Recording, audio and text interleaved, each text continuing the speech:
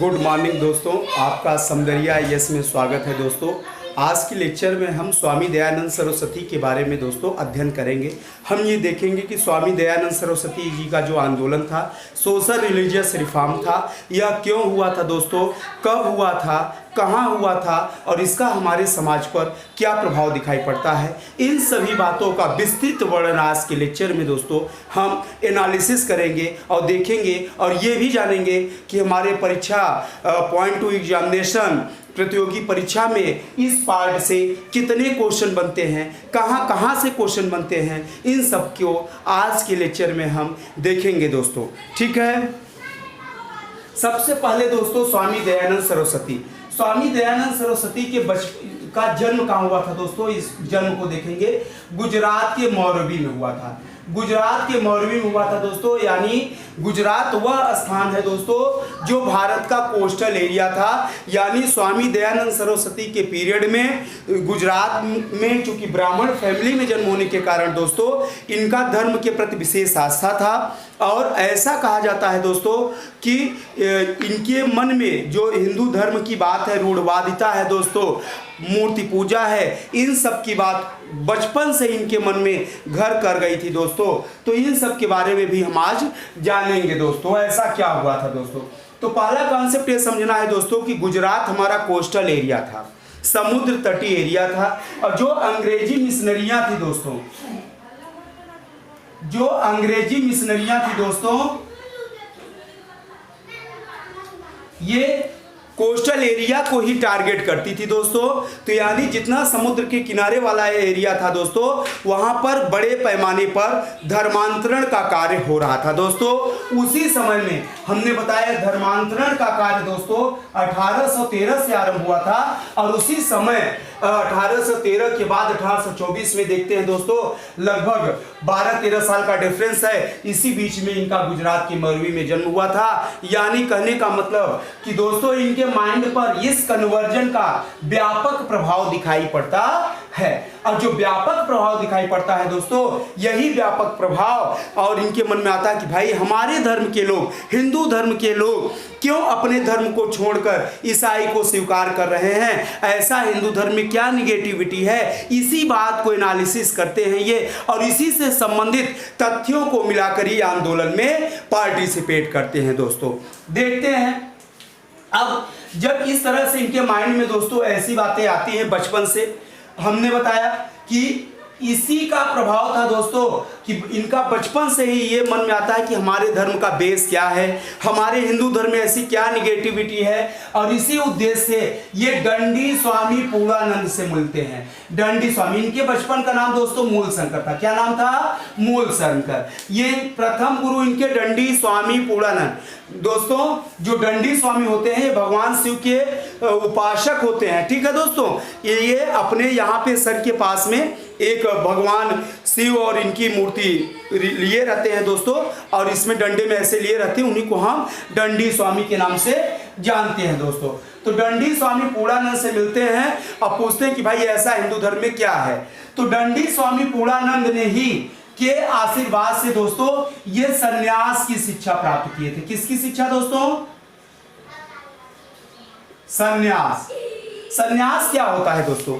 सन्यास का मतलब हिंदू धर्म में अन्यास, यानी अपनी सभी इच्छाओं का त्याग कर देना। ठीक है दोस्तों, मोक्ष को प्राप्त। तो इन्होंने हिंदू धर्म में दंडी स्वामी पूर्णानंद के संपर्क में जब ये आते हैं और इनसे ये सब कारण पूछते हैं, इन्हीं से प्रभावित होते हैं और इन्हीं के सलाह पर दोस्तों ये हिंदू धर्म में पूरी तरह से हिंदू धर्म को इंप्रूवमेंट करने के लिए समर्पित होते हैं दोस्तों और सन्यास ग्रहण कर लेते हैं। सन्यास का मतलब होता है दोस्तों रीबर्थ, पुनर्जन्म। यानी दोस्तों अभी तक इनका नाम जो मूल शंकर था ये नाम भी चेंज हो गया दोस्तों और इन्हीं स्वामी जी के कहने पर इन्होंने अपना नाम चेंज करके दंडी स्वामी क्या रखते हैं? स्वामी दयानंद सरस्वती रखते हैं। पहले था मूल शंकर, लेकिन दंडी स्वामी के कहने से अपना नाम चेंज कर दिए दोस्तों, स्वामी दयानंद सरस्वती रख लिए।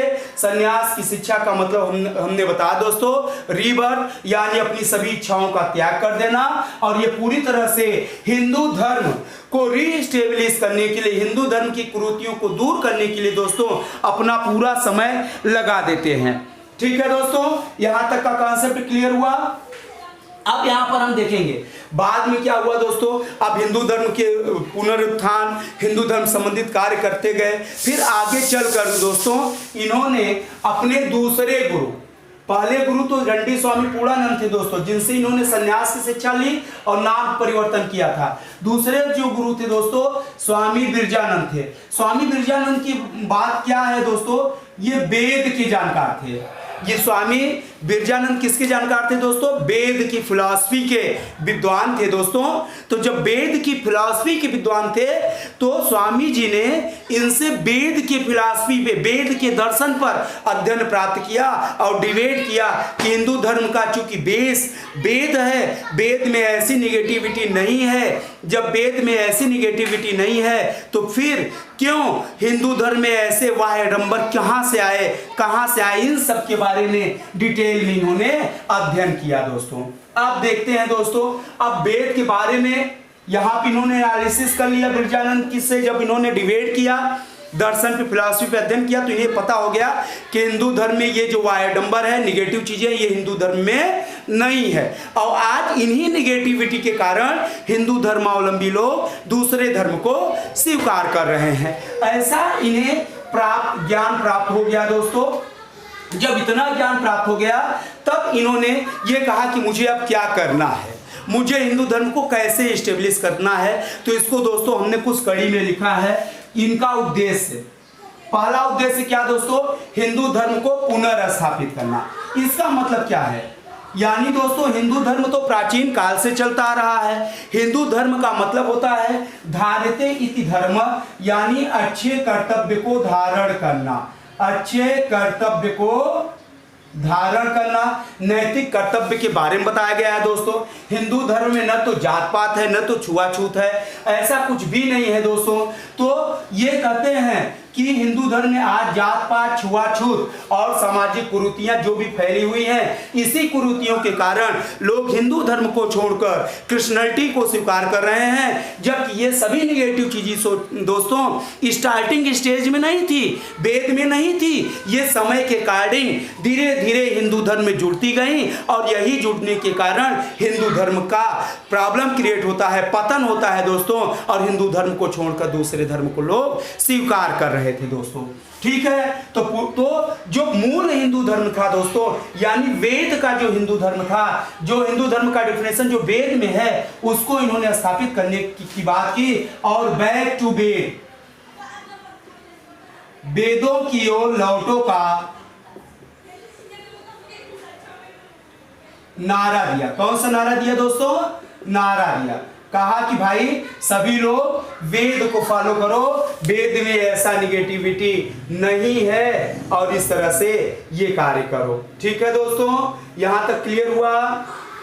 अच्छा, अब दूसरा चीज, अब इसको इन्होंने व्यापक और ज्यादा व्यापक फैलाने के लिए दोस्तों इन्होंने क्या किया, एक तो ये काम किया और इसी बात को पुनः जो हिंदू धर्म से जो क्रिश्चियनिटी में कन्वर्ट हुए थे दोस्तों, कि चूंकि क्रिश्चियनिटी कोई न कोई लालच देकर हिंदू धर्मावलंबियों को क्रिश्चियनिटी ईसाई मिशनरियां अपने धर्म में धर्मांतरण करा रही थी दोस्तों, तो इन्होंने क्या किया, उसी को रोकने के लिए ये सब आगे कार्य किए। पहला जो हमने पुनर्जागरण और इस पुनर्स्थापित किया और इसी को और ज्यादा इंप्रूव करने के लिए दोस्तों इन्होंने शुद्धि आंदोलन भी चलाया।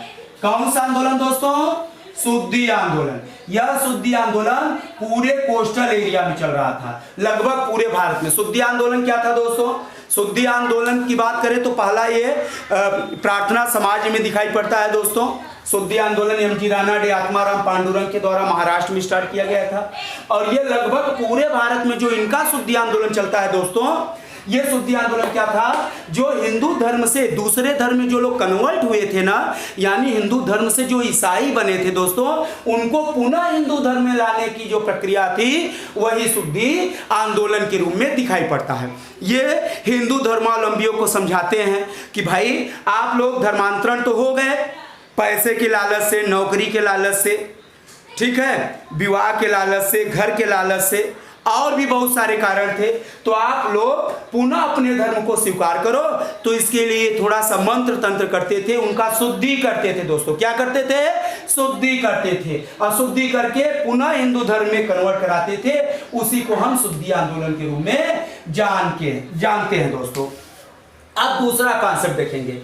और इन्होंने क्या किया दोस्तों, हिंदू धर्म की जो सामाजिक कुरीतियां थी उसको दूर करने का प्रयास किया। अब सामाजिक कुरीतियां ऐसे हिंदू धर्म में क्या क्या थी दोस्तों, जैसे जात पात। अब हिंदू धर्म में कहीं जात पात नहीं है। ऋग्वेद के 10वें मंडल के पुरुष सूक्त में दोस्तों, ऋग्वेद के 10वें मंडल के पुरुष सूक्त में दोस्तों वर्ण व्यवस्था का वर्णन है, जिसमें साफ सुथरा बताया गया है कि ब्राह्मण, क्षत्रिय, वैश्य, शूद्र ये अपनी योग्यता, अपने कर्म के अनुसार ब्राह्मण भी बनते हैं, क्षत्रिय भी बनते हैं, वैश्य भी बनते हैं, शूद्र बनते हैं। ये जन्मजात नहीं होते। जैसे दोस्तों वशिष्ठ मुनि जो अपने पीरियड के सर्वश्रेष्ठ ब्राह्मण थे, भगवान श्री राम के भी गुरु थे दोस्तों। तो वशिष्ठ मुनि खुद एक वेश्या के पुत्र थे दोस्तों। बाद में उन्होंने अपनी कैपेबिलिटी से क्या बन लिया, ब्राह्मण बन गए। अत्रि मुनि हैं दोस्तों। अत्रि मुनि क्या थे, अत्रि मुनि शूद्रा क्लास से आते हैं दोस्तों, एकदम नीचे पायदान पर थे, लेकिन अपनी कैपेबिलिटी से ब्राह्मण बन गए दोस्तों। विश्वामित्र क्षत्रिय थे दोस्तों, अपनी योग्यता से ब्राह्मण बन गए। तो कुल मिला के कहने का मतलब ये है दोस्तों कि वेद में, ऋग्वेद में जहां पे वर्ण व्यवस्था का वर्णन है, जात व्यवस्था का कुछ भी ऐसा नहीं दिखाई देता। और यही जात व्यवस्था हमारी प्रॉब्लम का कारण है दोस्तों। तो ये कहते हैं कि जात व्यवस्था हमारे धर्म में है ही नहीं। जात व्यवस्था दोस्तों गुप्ता पीरियड में हमारे देश में आरंभ हुआ है दोस्तों। ठीक है, यहां तक का कॉन्सेप्ट क्लियर दोस्तों। अच्छा, जात पात, छुआछूत, हिंदू धर्म दोस्तों छुआछूत भी नहीं है। छुआछूत ये बाद में जो शक, कुषाण, यवन ये जो प्राचीन भारत में अटैक कर हमारे देश में अटैक करते थे दोस्तों, उनके कारण छुआछूत परंपरा लाई गई थी दोस्तों, जो बाद में चलकर इसको निगेटिव तरह से देखा गया दोस्तों। और इतना व्यापक हो गया दोस्तों कि जो नीचे तबका था उनके साथ इतना ज्यादा अस्पृश्यता, अनटचेबिलिटी कर दी गई दोस्तों कि आर्टिकल 17 के द्वारा एक नियम भी बना, मूल अधिकार में रखा गया। और इसी के कारण, छुआछूत के कारण दोस्तों जो नीचे तबका था वो बड़े पैमाने पे कन्वर्ट हो रहा था दोस्तों। तो उन्हीं को रोकने के लिए इन्होंने कहा कि हमारे समाज में छुआछूत भी नहीं है। और क्या, बहुपत्नी विवाह प्रथा, फिर बाल विवाह, फिर इन्होंने बताया स्त्री स्वतंत्रता, स्त्री शिक्षा, और इन्होंने क्या बताया दोस्तों, इतना ही नहीं, और इन्होंने बहुत सारी चीजें जोड़ा, ये पर्दा प्रथा। इस तरह से हमारे समाज की जितनी भी सामाजिक कुरीतियां थी दोस्तों, चूंकि इन्होंने बताया कि इन्हीं सामाजिक कुरीतियों के कारण हिंदू धर्म प्रॉब्लम फेस कर रहा है, अतः ये सामाजिक कुरीतियां हमारे वेदों में नहीं है, इसलिए इनको नहीं होना चाहिए दोस्तों। अब हम तीसरे पार्ट को यहां पर देखेंगे दोस्तों। तीसरा, इन्होंने, इनके आंदोलन में राष्ट्रीयता की भावना अच्छी तरह दिखाई देती। स्वामी जी ये लोगों को यह बताने का कार्य करते हैं कि हमारा राष्ट्र अपना होता है, अपना धर्म अपना होता है। स्वराज, स्वराज मतलब अपना राज्य, स्वराष्ट्र अपना राष्ट्र, स्वधर्म अपना धर्म, स्वभाषा अपनी भाषा, इन सब के महत्व के बारे में इन्होंने उल्लेख किया दोस्तों। और इन्होंने बताया कि आज हम लोग विदेशी शक्तियों को, यानी हम लोग हिंदू छोड़कर जो क्रिश्चियनिटी में स्वीकार कर रहे हैं दोस्तों, तो ये ध्यान रखना कि कोई भी विदेशी शासन चाहे कितना भी अच्छा हो जाए, वह देसी शासन से अच्छा नहीं हो सकता। यानी विदेशी शासन चाहे जितना भी अच्छा हो जाए, देसी शासन से अच्छा नहीं हो सकता। ऐसा स्वामी जी ने दोस्तों एक्सप्लेन किया कि इसलिए हम सभी को अंदर राष्ट्रीयता की भावना होनी चाहिए, देशभक्ति की भावना होनी चाहिए, और ये इस तरह से राष्ट्रवाद की भावना से लोगों को जोड़ते हैं। स्वराज, स्वराष्ट्र, स्वभाषा के रूप में ये हिंदी को मानते हैं दोस्तों। कहते हैं अपना भाषा होना चाहिए, अपनी हमारी जो मातृभाषा है, संस्कृत है, हिंदी है, ये प्राचीन भाषाओं की जननी है दोस्तों। हमें अपने भाषा को छोड़कर दूसरे धर्म को नहीं जाना चाहिए। इन्होंने अपने धर्म की बात की कि हमें अपने धर्म के प्रति अडिग होना चाहिए दोस्तों। और इन सब के बारे में कुछ ऐसे इमोशनली स्पीच दिए दोस्तों कि बड़े पैमाने पे हम देखते हैं कि इनके जो शुद्धि आंदोलन है दोस्तों, शुद्धि आंदोलन के द्वारा बड़े पैमाने पे हिंदू धर्मांतरण यानी ईसाई धर्म से हिंदू धर्म में परिवर्तन दिखाई पड़ता है दोस्तों। अब हम इनके कार्य को देखेंगे दोस्तों। अब इनका स्वामी जी का हमने ये बेसिक बता दिया, इनका फैमिली बैकग्राउंड ये सब बता दिया, प्राइमरी स्टेज, इनके उद्देश्य की चर्चा हमने कर दी। अब स्वामी जी ने इन सब कार्य को करने के लिए जो उनके उद्देश्य थे, उस उद्देश्य को सफल बनाए रखने के लिए, सफल करने के लिए स्वामी जी ने क्या किया दोस्तों, इस बात पर विशेष ध्यान हमें देना है। अब देखते हैं यहाँ पे दोस्तों इनका क्या कार्य किया। अच्छा, यहाँ के क्वेश्चन, ये क्वेश्चन दोस्तों जितने भी, जैसे पहले गुरु संन्यास किसने लिया, किसके आशीर्वाद से इन्होंने अपना नाम चेंज किया, बहुत बार क्वेश्चन प्रीवियस आ चुका है। वेद का अध्ययन किससे किया, स्वामी विरजानंद, ये भी आप विशेष ध्यान रखना दोस्तों, ये परीक्षा के क्वेश्चन है। इनके प्राइमरी नाम मतलब मूल नाम स्वामी जी का क्या था, कई बार क्वेश्चन आ चुका है, मूल शंकर था दोस्तों। इन्होंने हिंदू धर्म में क्या किया, ये सब किया। खास कर ये दोस्तों ध्यान रखना कि ये क्वेश्चन बहुत बार आ चुका है कि पहली बार स्वराज शब्द का प्रयोग किसने किया, तो ध्यान रखना स्वामी दयानंद सरस्वती ने दिया। बाद में तिलक जी और ऑनवर्ड, बहुत स्वराज हमारा जन्म सिद्ध अधिकार है, तिलक जी का प्रसिद्ध वाक्य है दोस्तों। इन सब वाक्य को बाद में और भी लाया गया, लेकिन सबसे पहले इस स्वराज, स्वतंत्रता, स्वराष्ट्र, स्वभाषा, स्वधर्म, राष्ट्रीयता भावना को फलीभूत करने वाले व्यक्ति का नाम अगर पूछा जाए तो स्वामी दयानंद सरस्वती का नाम याद रखना है दोस्तों। अब इनके हम कार्य को देखेंगे दोस्तों। इन्होंने सबसे पहले आर्य समाज की स्थापना की। किसकी स्थापना की को दोस्तों, आर्य समाज। अच्छा दोस्तों, एक हमारे मन में आता है आर्य समाज। आर्य समाज क्या है दोस्तों, इनको जरा हम लोग देख लेते हैं दोस्तों। आर्य समाज का मतलब होता है, सबसे पहले आर्य शब्द, आर्य का मतलब होता है श्रेष्ठ कुल में जन्म लेने वाला बच्चा।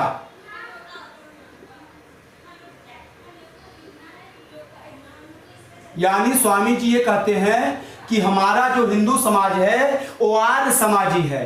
तो आर्य समाजी है तो हमने बताया है कि आर्य का मतलब होता है श्रेष्ठ कुल में जन्म लेने वाला बच्चा, यानी हम लोग खुद में श्रेष्ठ कुल में जन्म लेने वाले हैं, इसलिए हमें दूसरे धर्म को नहीं स्वीकार करना चाहिए। इसी के आधार पर इन्होंने आर्य समाज की स्थापना दोस्तों 1875 में मुंबई में किया था। कहाँ पे दोस्तों, मुंबई में। आर्य समाज का जो हेड ऑफिस था दोस्तों, मुख्यालय, वो मुंबई में था दोस्तों। 1877 में दोस्तों इनका मुख्यालय मुंबई से परिवर्तित होकर लाहौर हो गया। ठीक है दोस्तों। और इस आर्य समाज के द्वारा दोस्तों ये जो इनके उद्देश्य हमने अभी डिस्कस किया था, ये अपने उद्देश्य को पूरा करते हैं दोस्तों। नेक्स्ट, अब इस उद्देश्य को पूरा करने के लिए स्वामी जी ने क्या किया दोस्तों, इन्होंने कुछ किताबों का भी सहारा लिया, जैसे सत्यार्थ प्रकाश। सत्यार्थ प्रकाश शब्द से ही क्लियर है दोस्तों, सत्य, ट्रूथ लाइट, ट्रूथ लाइट यानी हिंदू धर्म का क्या सत्य चीजें हैं, इन सब के बारे में हिंदू धर्मावलंबियों को अवगत करने के लिए इन्होंने 1874 में सत्यार्थ प्रकाश। फिर एक और बुक है इनका दोस्तों, पाखंड खंडिनी। पाखंड क्या है, हिंदू धर्म की जो कुरीतियां थी दोस्तों, जो निगेटिविटी थी, उसको ये पाखंड शब्द से बोधित करते हैं। और हिंदू धर्म की जितनी निगेटिविटी है ये बताते हैं कि हिंदू धर्म में ऐसा कुछ भी नहीं है, ये समय के अंतराल में बाद में चीजें जोड़ी हुई गई हैं जो हिंदू धर्म को पतन की ओर ले जा रही हैं। अतः मूल हिंदू धर्म को हम लोगों को स्वीकार करना चाहिए, हमें वेदों की फिलॉसफी को मानना चाहिए, और बैक टू वेद का इन्होंने स्लोगन दिया। इसी तरह अद्वैतवाद, का भी इन्होंने खंडन किया। द्वैतवाद के साथ इन्होंने आगे ये भी बताने का प्रयास किया कि हिंदू धर्म में मूर्ति पूजा नहीं है। दोस्तों, आज हम लोग जिस मूर्ति की पूजा करते हैं यह हिंदू धर्म में है ही नहीं। दोस्तों, हिंदू धर्म में मूर्ति पूजा की जब बात करते हैं तो एक चीज ध्यान रखना दोस्तों, पहली मूर्ति किसकी थी जो पूजा की गई? तो ध्यान रखना दोस्तों, गौतम बुद्ध की। यानी गौतम बुद्ध पहले ऐसे व्यक्ति थे जिनकी मथुरा शैली में, दोस्तों किस शैली में? मथुरा शैली में। किसके समय? कनिष्क के समय पहली बार दोस्तों गौतम बुद्ध की मथुरा शैली में कनिष्क के काल में मूर्ति पूजा की गई थी दोस्तों। और अब देखते हैं दोस्तों, और जो हमारे जो देवता हैं जिसमें हम शंकर जी, विष्णु जी और देवी माँ, ये सभी जितने भी देवी देवता हम लोग पढ़ते हैं, भगवान राम, हनुमान, जितने भी हैं दोस्तों, ये सभी देवता का जो मूर्ति पूजा आरंभ दिखाई पड़ता है दोस्तों, ये गुप्ता काल का परिणाम है। किस पीरियड में दोस्तों? गुप्त काल में। देखिए दोस्तों, यहाँ पर हम लोग एक फोकस करेंगे, हम लोग ऐतिहासिक एनालिसिस कर रहे हैं दोस्तों, धार्मिक एनालिसिस से हमारा यहाँ पर कोई भी लेना देना नहीं है। धर्म अलग चीज बताता है दोस्तों, हमें अपने पॉइंट ऑफ एग्जामिनेशन को देखना है, तो उसके कारण हम जो भगवान विष्णु की पूजा करते हैं, इससे इन पूजा के माध्यम से दोस्तों समाज में समाज की स्थिति को एनालिसिस करते हैं दोस्तों। ये सब गुप्ता काल की पूजा के स्टाइल हैं, गुप्ता काल में स्टार्ट हुआ है दोस्तों। जैसे आप लोग देखते हैं, छोटी सी कड़ी बता दें, जैसे भगवान विष्णु की पूजा मूर्ति आप लोग देखते हैं फर्स्ट स्टेज में, जिसमें भगवान विष्णु से सैया पे लेटे हैं, लक्ष्मी माता पैर दबा रही हैं। यह मूर्ति क्या शो करती है? यह स्थित समाज में महिलाओं की स्थिति को नीचा दिखाई देता है दोस्तों, कि उस समय समाज में महिलाओं की स्थिति सिर्फ पैर दबाने तक ही थी। भोग विलास की महिलाएं वस्तु होती थी दोस्तों। बाद में हमने और देखा समाज में महिलाओं की स्थिति को और ज़्यादा इंप्रूव करने के लिए दोस्तों गुप्ता काल के लास्ट पीरियड तक जो मूर्तियां आने लगी, उसमें क्या होने लगा कि भगवान राम और सीता माँ साथ बैठेंगी, बाकी सब अगल बगल खड़े रहेंगे। यानी पुरुष के बराबर स्त्री की समानता भी दिखाई गई दोस्तों। फिर बाद में और ज़्यादा क्या दिखाया गया दोस्तों, और इतने यहाँ तक बता दिया गया कि पुरुष और स्त्री अलग अलग नहीं बल्कि एक होते हैं दोस्तों, जिसे हम भगवान शिव और पार्वती के रूप में अर्धनारीश्वर मूर्ति के रूप में देखते हैं, जो समाज में महिलाओं की स्थिति को सर्वोच्चतम बताता है दोस्तों, कि किस तरह से हमारे समाज में महिलाओं का रिस्पेक्ट डे बाय डे बढ़ रहा है। इन मूर्तियों के माध्यम से हम जानते हैं दोस्तों। ठीक है दोस्तों, इन सब के बारे में ये आगे हम देखते हैं। अब इन्होंने ये सब आर्य समाज इस तरह से स्वामी जी ने कार्य किया दोस्तों। अब इनके बारे में, अब जब स्वामी जी ने इतना कार्य किया दोस्तों, तो इसका प्रभाव भी हमारे समाज में पड़ा होगा। ठीक है, अब क्या प्रभाव पड़ा हम इसको देखेंगे दोस्तों। अच्छा, प्रभाव नंबर 1, पहला प्रभाव ये पड़ा दोस्तों, सबसे अच्छी बात ये हुआ कि जो स्वामी जी की स्पीच थी दोस्तों, इतना ज्यादा भावनात्मक इमोशनली थी कि बड़े पैमाने पर लोग जितनी तेजी से धर्मांतरण हुए थे, पुनः हिंदू धर्म को दोस्तों स्वीकार कर लेते हैं। और जब ये हिंदू धर्म को दोस्तों स्वीकार कर लेते हैं, तो इसका पहला हुआ कि बड़े पैमाने पर क्या हो गया दोस्तों, पुनः हिंदू धर्म में धर्मांतरण हो गया दोस्तों। अच्छा, ये बताइए भाई, अब जब पुनर्हिंदू धर्म में धर्मांतरण हो गया, तो जिस क्रिश्चियन ने, जिस ईसाई मिशनरी ने धर्मांतरण का कार्य कराया था, और भारतीयों को कुछ लॉलीपॉप, यानी किसी को घर, किसी को फ्लैट, किसी को नौकरी, किसी का विवाह, किसी को अन्य लालच देकर धर्मांतरण हुए थे दोस्तों, अब जो कराया था उसे कैसा लगेगा दोस्तों? बहुत बुरा लगेगा। तो उसी में एक व्यक्ति था दोस्तों, जिसका नाम था वैलेंटाइन सिरोल। वैलेंटाइन डे मनाया जाता है ना दोस्तों, इन्हीं के मृत्यु के दुख में मनाया जाता है दोस्तों। ठीक है, तो वे एक महान थिंकर था दोस्तों, जिसका नाम था वैलेंटाइन सिरोल। इसको चिरोल भी कहीं लिखा मिलता है, तो ध्यान रखना। वैलेंटाइन सिरोल क्या करता है दोस्तों, ये बहुत ज्यादा स्वामी जी से नाराज होता है, और इसकी एक पुस्तक है इंडियन अनरेस्ट। पुस्तक का नाम क्या है दोस्तों? इंडियन अनरेस्ट में स्वामी जी को भारतीय अशांति का जन्मदाता कहा था। किसका? भारतीय अशांति का जन्मदाता। ध्यान रखना दोस्तों, ये भारतीय शांति का जन्मदाता स्वामी जी के अलावा यह तिलक जी को भी कहा है। किसको दोस्तों? तिलक जी, बाल गंगाधर तिलक को भी यह भारतीय शांति का जन्मदाता ऑलरेडी कह चुका है दोस्तों। तो पहला तो ये इफेक्ट हुआ कि हमारे देश में बड़े पैमाने पे कन्वर्जन, यानी जो लोग कन्वर्ट हुए थे ये स्टार्ट हुए। अच्छा, जब इतना ज्यादा स्वामी जी ने कर दिया दोस्तों, तो स्वामी जी को एक उपाधि भी बनता है दोस्तों। तो अब इन्हें भारत का क्या बोला गया दोस्तों? मार्टिन लूथर भी बोला गया। क्या बोला गया दोस्तों? Martin Luther of India. ध्यान रखना दोस्तों, स्वामी जी का जो मुख्यतया आंदोलन था ये उत्तर भारत में मुख्यतया दिखाई पड़ता है दोस्तों। इसलिए कभी कभी ऐसा भी क्वेश्चन आया है कि उत्तर भारत का मार्टिन लूथर किसे कहा गया है? कहां का? उत्तर भारत का मार्टिन लूथर। चाहे भारत का मार्टिन लूथर बोला जाए, चाहे उत्तर भारत का मार्टिन लूथर बोला जाए, दोनों में स्वामी दयानंद सरस्वती को ही हमें जानना है दोस्तों। ठीक है, यहां तक का कॉन्सेप्ट आप सबका क्लियर हुआ दोस्तों? अच्छा, अब हम आगे की बात करेंगे। पहला तो प्रभाव ये दिखाई पड़ता है दोस्तों। इसका दूसरा प्रभाव क्या दिखा? अब दूसरा यह प्रभाव दिखाई पड़ रहा दोस्तों कि हमारे देश में स्वदेशी राष्ट्रीयता से फलीभूत स्कूल व कॉलेज, चूंकि हम जानते हैं कि अगर सोशल रिफॉर्म करना है दोस्तों तो पहली जागरूकता हमें स्कूल और कॉलेज को टारगेट करना चाहिए, क्योंकि स्कूल कॉलेज एक ऐसे ऑर्गेनाइजेशन है दोस्तों जिससे बच्चों में रिफॉर्म किया जाएगा और वही बच्चा पूरे समाज का निर्माण करता है और जिसका बड़े पैमाने पर सुधार दिखाई पड़ता है। तो दूसरा इसका प्रभाव यह पड़ा दोस्तों कि हमारे देश में राष्ट्रीयता की भावना से फलीभूत स्कूल व कॉलेज की स्थापना होने लगी। तो जो स्कूल कॉलेज बने दोस्तों ये दो तरह के दिखाई दिए। कितनी तरह की दोस्तों? दो तरह के स्कूल कॉलेज बने। पहला जो कॉलेज था उसका नाम था दयानंद एंग्लो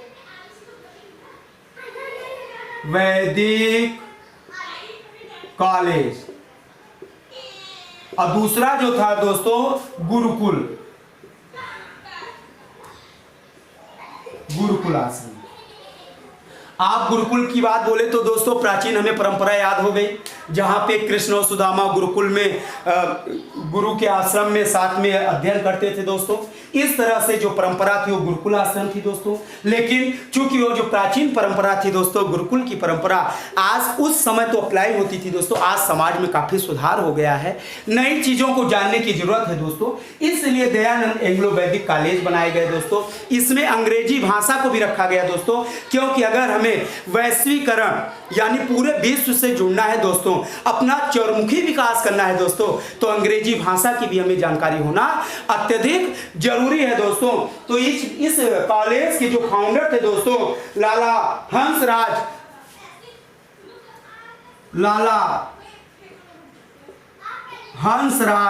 और लाला लाजपत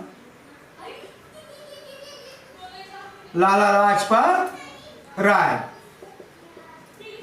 तो ये दोनों लाला जी के माध्यम से दयानंद एंग्लो वैदिक कैलाश की हुआ। तो दूसरी तरफ जो गुरुकुल की स्थापना हुई दोस्तों लेखराम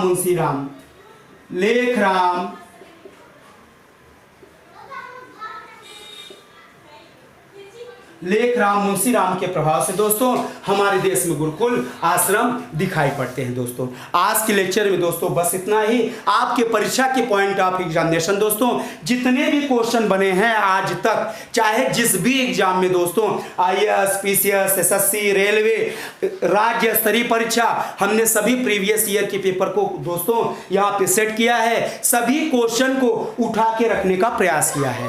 अगर दोस्तों हमारा वीडियो आपको अच्छा लगेगा तो इसे लाइक करिएगा, कमेंट करिएगा, शेयर करिएगा, और जिससे कि हम जैसे ही नया वीडियो लोड करें दोस्तों आपको मिलता रहे।